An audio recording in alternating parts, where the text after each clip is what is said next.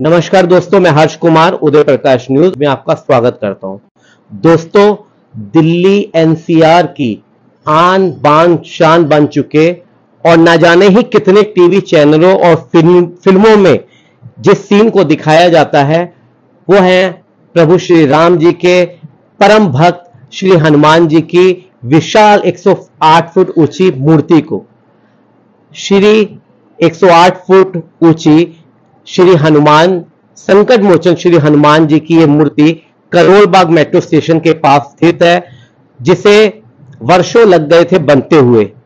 आज हम आए हैं इस मंदिर के प्रांगण में और आपकी बातचीत कराने जा रहे हैं सीधा मंदिर के जो महंत हैं आदरणीय श्री ओमगिरी जी महाराज जी, जो इस मंदिर के अध्यक्ष भी हैं मंदिर कमेटी के, और बहुत ही अच्छे और सफलतम तरीके से मंदिर के हर प्रोग्राम को करवाते आ रहे हैं और भक्तों को अपना आशीर्वाद देते हैं।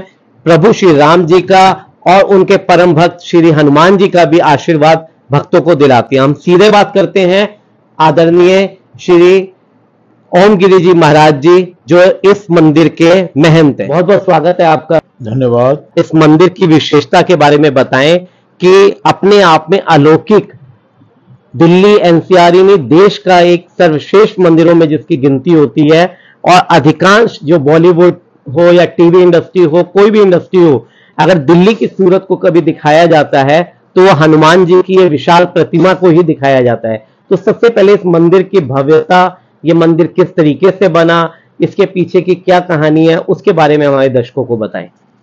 जो हमारे इस रिकॉर्डिंग को देख रहे हैं उन सभी भक्तों को मैं बहुत बहुत धन्यवाद देना चाहता हूं कि आप हमारे पास आए, हमारा ये इंटरव्यू आप लाइव कर रहे हैं। मैं सबसे पहले आपको ये बताना चाहता हूं कि ये जो मंदिर है 108 फुट, ये मंदिर है सभी टीवी चैनलों में, सभी पिक्चरों में ये बहुत संख्या में दिखाया जाता है जी। इसको बनाने की, इसमें भगत आने की पृष्ठभूमि क्या है ये मैं आपको बताना चाहता हूं। मैं बात 1945 से पहले की ले जा रहा हूं। वैसे 200 साल पुराना मंदिर है ये जी, लेकिन ये बाबा जी ने, जो हमारे श्रद्धेय श्री महंत नागा बाबा सेवागिरी महाराज यहाँ पर जो आए वो 1945 में यहाँ पर आए। उन्होंने यहाँ पर तरह तरह के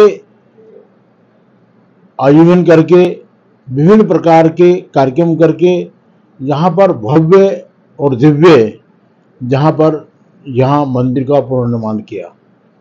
इस मंदिर पे सभी देवी देवताओं की मूर्तियां हैं, जो अपने आप में बड़ी अजूबा है जी। जो देखने वाले भगत भी बड़े अचंभित हो जाते हैं जी। मैं आपको ये कहना चाहता हूं कि सन 1960 में बाबा जी ने कल्पना की कि हनुमान जी की मूर्ति बनेगी। हनुमान जी ने, क्योंकि स्वयं बाबा जी को दर्शन दिए, बाबा जी को कहा कि मेरी फलाना जगह पे एक मूर्ति बनाओ। बाबा जी ने मूर्ति बनाने आरंभ की।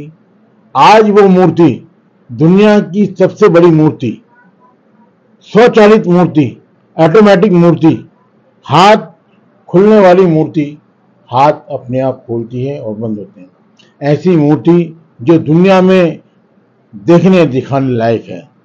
जो भगत भी आके दर्शन करते हैं, उसके भगत अंदर से दर्शन करते हैं, ये तो बात ठीक है, लेकिन लाखों भगत मेट्रो के द्वारा, पैदल के द्वारा, बस के द्वारा दर्शन करते हैं। यहाँ पर हजारों भगत दर्शन करते हैं।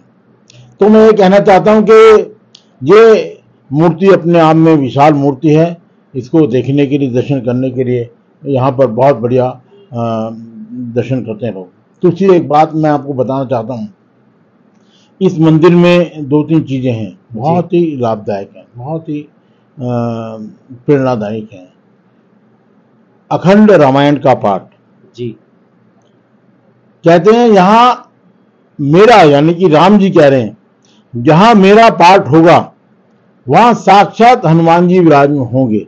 जी, ये बिल्कुल सत्य बात है। और हनुमान जी कहते हैं जहां पर राम जी का कहीं गुणगान हो रहा होगा, पाठ हो रहा होगा, कथा हो रही होगी, मैं साक्षात वहां पर विराजमान होता हूं।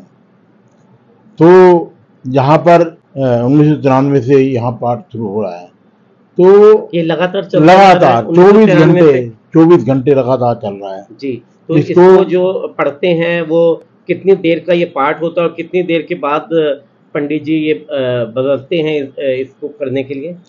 इसको 12 ब्राह्मण हमने रखे हैं जी। 12 ब्राह्मण, 12 पंडित इसको सिर्फ मात्र 2 घंटे पाठ करते हैं जी। एक ब्राह्मण 1 घंटा दिन में, 1 घंटा रात में, ऐसे 12 ब्राह्मण हमने रखे यहाँ पर। 24 घंटे के अंदर घूमकर ये पाठ वहीं समाप्त होता है, फिर शुरू होता है पाठ। 24 घंटे के अंदर पाठ समाप्त होके फिर वहीं से शुरू होता है। तो इसीलिए लगातार ये पाठ यहाँ पर रामायण का हो रहा है। दूसरी बात मैं कहना चाहूंगा कि यहाँ पर आपने दर्शन किए होंगे गुफा के जी। जो जमीन के अंदर गुफा बनाई है जी। बाबा जी ने साक्षात वो गुफा जमीन के अंदर बनाई है। जमीन के अंदर गुफा, जो वैष्णो देवी का मंदिर है कटरा वैष्णो देवी का मंदिर, वहां के मुख्य पुजारी थे बिट्टू पुजारी जी। उनकी देखरेख में, उनकी निगरानी में उन्होंने स्वयं खड़े होकर इस गुफा को बनाया है। बाबा जी के चेहरे थे बिट्टू पुजारी जी। बिट्टू पुजारी ने मंदिर देखरेख में वो मंदिर की स्थापना हुई। वो भी देखने लायक है मंदिर जी। वो तीनों पिंडियां वहां पर माता की रखी हुई हैं। 10 विद्याओं की मूर्तियां वहां पर हैं। 10 मूर्तियां, 10 विद्याओं की मूर्ति है। माता की तीनों पिंडी है, माँ सरस्वती, माँ काली, ऐसे तीनों पिंडी रखी हुई वहां जी। तो दिव्य मूर्ति है। एक अभी हमने रिसेंटली बाबा जी कल्पना थी, बाबा जी ने कहा था कि हनुमान जी के वक्ष में, छाती में, सीने में, जहां पर हनुमान जी हाथ खोलते हैं अपना जी, तो वहां पर एक राम नाम बैंक बनाया है हमने। बहुत सुंदर राम नाम बैंक बनाया है। उसके अंदर आप भी दर्शन करने जाओ तो दर्शन करोगे, बहुत अलौकिक दर्शन है राम नाम बैंक है। इस तरीके से उसकी विशेषता क्या है सर? राम नाम बैंक की ऐसा क्यों कहा गया कि राम नाम बैंक की का नाम रखा गया? ऐसा है, राम नाम बैंक, जो आम बैंक होते हैं लोग पैसे जमा करते हैं, बिल्कुल जी, ये राम नाम बैंक, यानी कि राम का नाम जो लिखेगा वहां पर वो जमा कराएगा। राम के नाम की जितनी भी प्रतियां, पुस्तिकाएं, राम का नाम लिखेगा वहां जमा कराएगा, और वहां हम एंट्री करेंगे कि इस व्यक्ति की इतनी कॉपियां, इतने अक्षर नाम इनने लिखे हैं। हमारा मानना है कि 84 लाख राम नाम लिखने पर व्यक्ति को, भगत को भव सागर के पार हो जाए। भक्तों के लिए आकर्षण केंद्र स्वयं हनुमान जी की मूर्ति है जी। हनुमान जी साक्षात भक्तों को आशीर्वाद देते हैं यहाँ पर खड़े होकर। बाबा जी हमारे जो महंत नागा बाबा सेवागिरी महाराज की प्रेरणा से हमने जो काम किए यहाँ पर, वो बहुत ही विराट, बहुत बड़े, बहुत अच्छे संख्या में यहाँ पर लोग आते हैं। हम हनुमान जयंती पे भगवान के 56 भोग का भोग लगाते हैं। तो यहाँ पर सैकड़ों भगत, हजारों भगत अपनी अपनी थाली बुक कराते हैं। हमारे साथ बातचीत करने के लिए हम महंत ओमगिरी जी महाराज जी का बहुत बहुत धन्यवाद करते हैं कि उन्होंने हमारे चैनल के माध्यम से इस मंदिर के बारे में आप तक ये सारी जानकारी पहुंचाई। धन्यवाद।